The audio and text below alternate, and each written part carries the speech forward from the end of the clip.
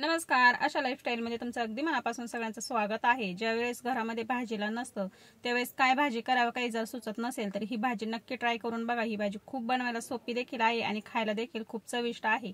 आपली पारंपरिक भाजी आहे ही. बेसन पिठापासून आपण झटपट तयार केलेली आहे. तर त्यासाठी व्हिडिओ पूर्ण बघा. कशा पद्धतीने आपण ही भाजी बनवलेली आहे. भातासोबत बाजरीच्या भाकरीसोबत ही भाजी खूप भन्नाट लागते. तर आपण गॅसवरती कढई ठेवून घेतली. त्याच्यामध्ये 1 छोटा चमचा भरून तेल घालून घेतले. मसाला करून घेऊया अगोदर. तर याच्यामध्ये मी मध्यम आकाराचे छोट्या आकाराचे 3 कांदे असे फोडीमध्ये कट करून घेतलेले आहेत. आता कांदा आपण तेलावरती 3-4 मिनिटं सोनेरी कलर येऊपर्यंत परतवून घेऊया. कांद्याचा हलकासा कलर बदलला की याच्यामध्ये आपण टोमॅटोच्या फोडी घालून घेऊया. तर छोट्या आकारामधले 2 टोमॅटो घेतले. त्याच्या उभ्या साईजमध्ये आपण अशा फोडी करून घेतलेल्या आहेत. टोमॅटो कांदा छानपैकी मऊसूत झाले की याच्यामध्ये मी मोठे 3 चमचे खोबऱ्याचा कीस घालून घेतलाय. तो देखील आपण छानपैकी एकत्र करून घेतलाय.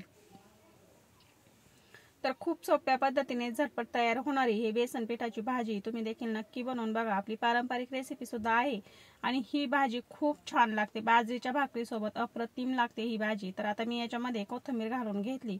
तर कोथिंबीरीचे इथे मी देठ वापरलेले आहेत. 1 चमचा आपण याच्यामध्ये फुटाणा डाळ घालून घेतली म्हणजे भाजी घट्टसर होते, मस्त ग्रेव्ही तयार होते.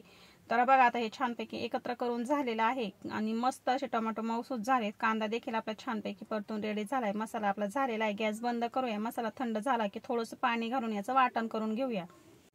आता इथे मी छोटी कढई घेतली. याच्यामध्ये आपण बेसन पीठ घालून घेऊया. तर 1 कप आणि वरतून 1 चमचा असं बेसन पीठ मी इथे घेतले. 4-5 लोकांना पुरेल एवढी भाजी आपण इथे बनवणार आहोत. तर आता आपण याच्यामध्ये मसाले घालून घेऊया. तर पाव चमचा याच्यामध्ये मी हळद पावडर घालून घेते, छान कलर येईल. हळद पावडर घालून घेतली की आता याच्या चवीप्रमाणे मीठ घालून घेऊया आणि लाल तिखट घालून घेऊया. तर 1 चमचा याच्यामध्ये मी लाल तिखट घालून घेतले, चवीप्रमाणे मीठ घालून घेतले. अर्धा चमचा याच्यामध्ये जिरा पावडर घालून घेतली. आता व्यवस्थित असं एकत्र करून घेऊया.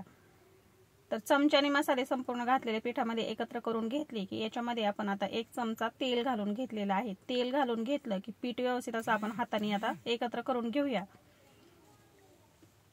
चमचा साईडला ठेवायचा आणि पिठाला व्यवस्थित असं हे तेल मसाले चोळून घ्यायचे.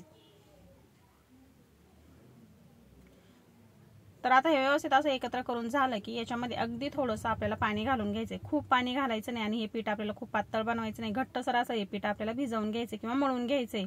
तर याच्यामध्ये मी अगदी थोडं करत पाणी घालून घेतलं आणि अशा पद्धतीने घट्टसर असं हे पीठ मी मळून घेतलेलं आहे. तुम्ही बघू शकता अजिबात आपल्याला हे पीठ पातळ करायचं नाही. आता हे पीठ आपण 5 ते 7 मिनिटासाठीच ठेवलं होतं, जास्त वेळ ठेवलेलं नाही.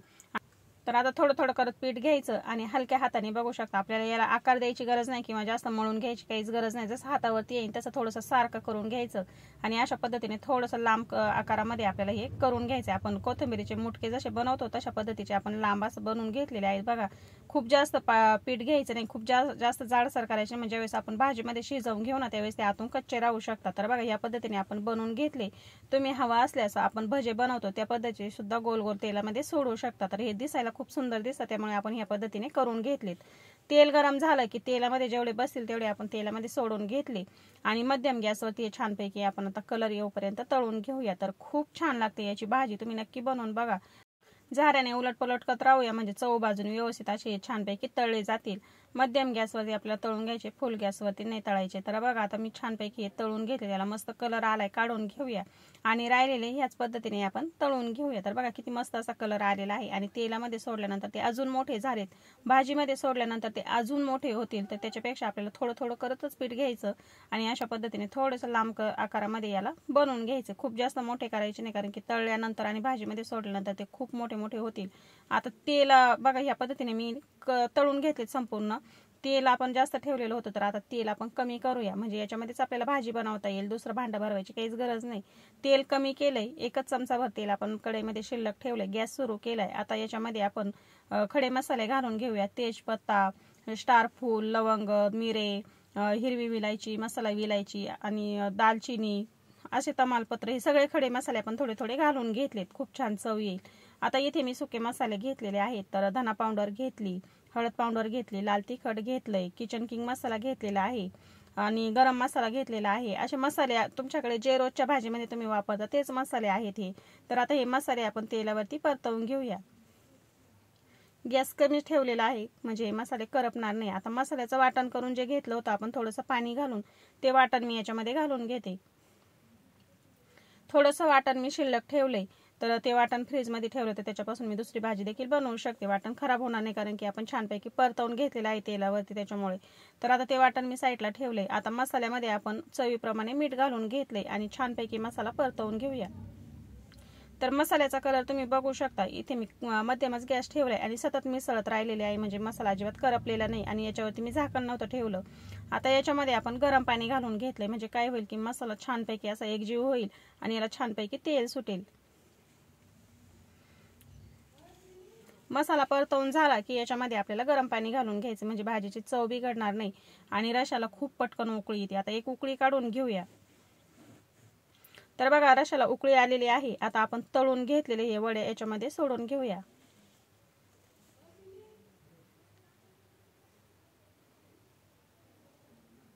गॅस आता कमी ठेवायचा आणि छानपैकी आपल्याला जवळपास 6 ते 7 मिनिटांमध्ये हे शिजवून घ्यायचे. कमी गॅस ठेवायचा, म्हणजे भाजी अगदी घट्टसर अशी होत नाही.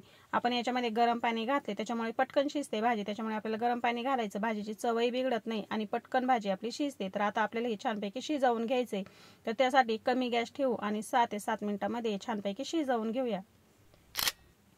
खूप छान अशी तरी सुटते, खूप छान अशी ग्रेव्हीची भाजी तयार होते. बाजरीच्या भाकरीसोबत ही भाजी खूप छान लागते आणि भातासोबत सुद्धा तुम्ही खाऊ शकता. भातासोबत सुद्धा ही भाजी खूप छान लागते. आता तुम्ही बघू शकता, खूप छान अशी तरी आलेली आहे आणि मस्त अशी आपली भाजी तयार झालेली आहे. खूप छान तरी देखील आली आणि चविष्ट अशी ही भाजी तयार देखील झालेली आहे आणि एकदम सोप्या पद्धतीने आपण ही तयार केलेली आहे. आता एकत्र करून घेऊया आणि ही भाजी आपण वडे हे शिजलेत का ते देखील चेक करूया. त्याच्या अगोदर आपण याच्यावरती बारीक चिरून घेतलेली कोथिंबीर घालून घेतली. आता गॅस मी अजून कमी केलेला आहे. भाजी आपली शिजली का काय आपण ते चेक करूया आणि नंतर गॅस लगेच बंद करूया. ज्यावेळेस घरामध्ये भाजीला काही नसतं, काय करावं काही सुचत नसेल, त्यावेळेस तुम्ही ही भाजी नक्की ट्राय करून बघा. आणि वांग, बटाट त्याच भाज्या खाऊन जरी बोर झाला असाल तरी ही भाजी ट्राय करून बघा. तर बघा, आता आपण ह्या वड्या शिजल्यात का ते चेक करूया आणि खूप छान अशा या मऊसूत वड्या शिजलेल्या आहेत. खूप छान टम्म फुगलेल्या आहेत, भाजीमध्ये मस्त झाल्यात. आता मी गॅस बंद केलाय. ताटामध्ये आपण भाजी काढून घेऊया आणि तुम्ही बघू शकता मस्त अशी भाजी आपली तयार झालेली आहे. तर झटपट तयार झाली. बेसन पिठापासून काहीही दुसरी भाजी सुचत नसेल तर तुम्ही ही भाजी नक्की करून बघा.